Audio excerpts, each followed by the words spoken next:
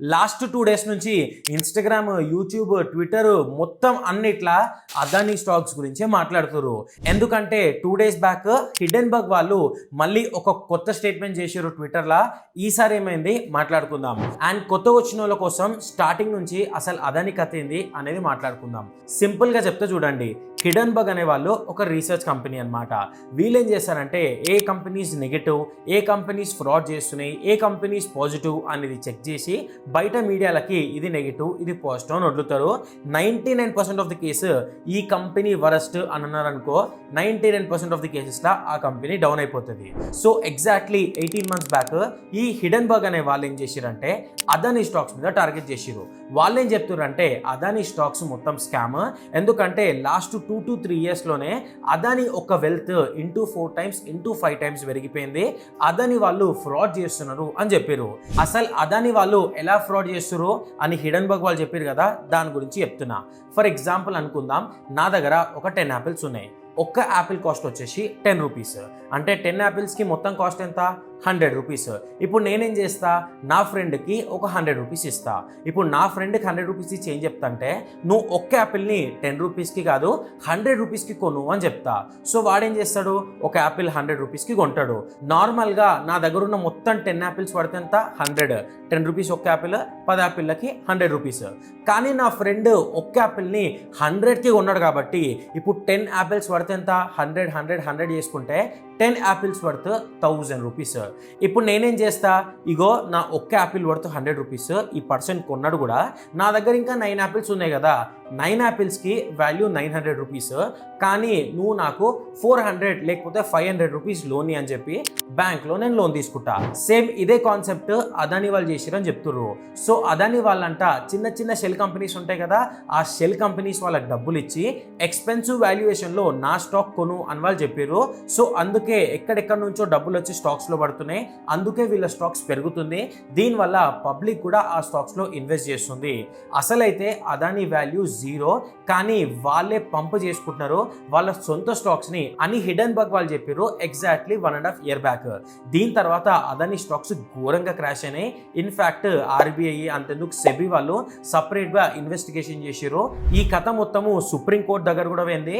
Supreme court సెబీని ఒక separate committee పెట్టండి, ఈ అదానీ గురించి మొత్తం తెలుసుకోండి, కంపెనీస్ అన్ని కరెక్ట్ ఉన్నాయా లేదా అని చెప్పేసి అయితే చెప్పారు.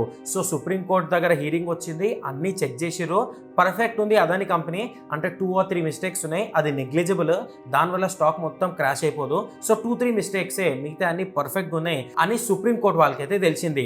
ఈ న్యూస్ తెలవంగానే మళ్ళీ Adani stocks back to normal, ఏవైతే కిందికి వెళ్ళిపోయినాయో మళ్ళీ పెరుగుతూ పెరుగుతూ పెరుగుతూ బ్యాక్ టు నార్మల్ అయింది.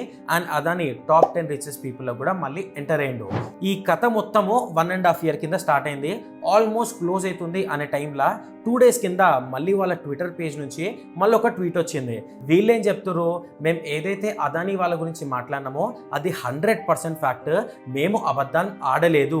ఇక్కడ లూప్ హోల్ ఏంటంటే SEBI, security exchange board of India, stock మార్కెట్కి మొత్తం హెడ్ ఉంటుంది చూసినారా, ఆ సెబీ యొక్క చైర్మన్ అదానీ వాళ్ళతో టైఅప్ అయినారు, వీళ్ళిద్దరూ కలిసి ఉన్నారు, అందుకే అదానీ స్టాక్స్ మళ్ళీ పెరిగినాయి. సెబీ వాళ్ళు ప్రాపర్గా రీసెర్చ్ చేయలేరు అని చెప్తున్నారు. ఇంకేం చెప్తున్నారు అంటే ఈ సెబీ చైర్మన్ యొక్క హస్బెండ్ ఉన్నాడు కదా, అతను బ్లాక్ రాక్ లో పనిచేస్తారు. సో బ్లాక్ రాక్ వాళ్ళే స్పాన్సర్ చేసిరు రీట్స్ ని ఇండియాలో పుష్ చేయమని. And at the same time వాళ్ళ వైఫ్ సెబీకి చైర్మన్ అయింది కదా, సో ఆమె కూడా ఇండస్ట్రీ మీటింగ్స్ అప్పుడు రీట్స్ ని ప్రమోట్ చేసింది. అండ్ అఫీషియల్ గా 2 REITs కి ఐపీఓకి అలవెన్స్ కూడా ఇచ్చింది అని అంటారు. అండ్ అంతేకాకుండా ముందు 2018 ఐ గెస్ 2018 టైంలో మీరు చూసుకుంటే వాళ్ళు ఒక మ్యూచువల్ ఫండ్ లో ఇన్వెస్ట్ చేశారు. అండ్ ఈ మ్యూచువల్ ఫండ్స్ కూడా ఎవరైతే ఓన్ చేస్తున్నారో అది కూడా అదానీ ఎంటిటీ వాళ్ళే ఓన్ చేస్తున్నారు. సో ఇండైరెక్ట్లీ సెబీ చైర్మన్ కి అండ్ వాళ్ళ హస్బెండ్ కి అదానీ గ్రూప్కి లింక్ ఉంది, అందుకే ప్రాపర్ రీసెర్చ్ జరగలేదు, అదానీ స్టాక్స్ ఫెయిల్యూర్ అని వీళ్ళైతే చెప్పారు. సో నువ్వు చెప్పు భయ్యా, ఏది పాజిటివ్ ఏది నెగిటివ్, అదానీ వాళ్ళు అండ్ సెబీ చైర్మన్ వాళ్ళు మంచోళ్ళ చెడ్డోళ్ళ అంటే, నేనేమంత పెద్ద అనలిస్ట్ని కూడా కాదు, బట్ ఫ్యాక్టర్స్ ఏం చెప్తున్నాయి అంటే అదని వాళ్ళు మాత్రం ఇల్లీగల్ పనులు చేస్తలేరు, అదని వాళ్ళు మాత్రం సేఫ్ అని అయితే చెప్తున్నారు. ఎందుకు ఇట్లా అంటున్నా అంటే నువ్వు అంబానీ అయినా సరే అదానీ అయినా సరే ఒక సెట్ ఆఫ్ పీపుల్ని కొనగలుగుతావు మనీతోటి, కానీ అందరినీ కొనలేవు కదా. ఇక్కడ ఆర్బీఐ ఇన్వాల్వ్మెంట్ ఉంది, ఇండియన్ గవర్నమెంట్ ఇన్వాల్వ్మెంట్ ఉంది, సెబీ గవర్నమెంట్ ఇన్వాల్వ్మెంట్ ఉంది, సపరేట్ కమిటీని పెట్టిరు దాని ఇన్వాల్వ్మెంట్ ఉంది, and of course supreme court కూడా ఈ అదానీ ఇంకా హిడెన్బర్గ్ ఇష్యూ మీద ఒక కన్నేసి పెట్టింది. సో ఒకరు ఇద్దరు ముగ్గురు అంటే తప్పు చెప్తారు, మొత్తం సిస్టమ్కి సిస్టమ్ అయితే తప్పు చెప్పదు కదా.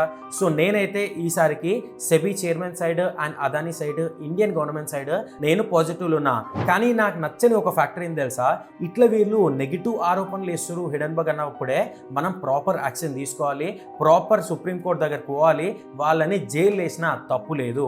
ఎందుకు ఫస్ట్ అదానీ మీద వాళ్ళు ముద్రేసిరు నెగిటివ్ అని చెప్పి. అదానీ అంటే one of the biggest business lead in the world, అవునా. ఇప్పుడు అదానీ పక్కన పెట్టి సెబీ చైర్మన్ మీదనే ముద్రేసిరు. సెబీ అంటే ఆర్బీఐ అంటే of course Indian government. So మొత్తం ఇండియన్ గవర్నమెంటే తప్పు చేస్తుంది, మొత్తం సిస్టమే తప్పు ఉంది అని ఒక నెగిటివ్ మార్క్ వేసారు. సో దీని గురించి మీ ఒపీనియన్ ఏంటో కామెంట్ సెక్షన్లో కామెంట్ చేయండి.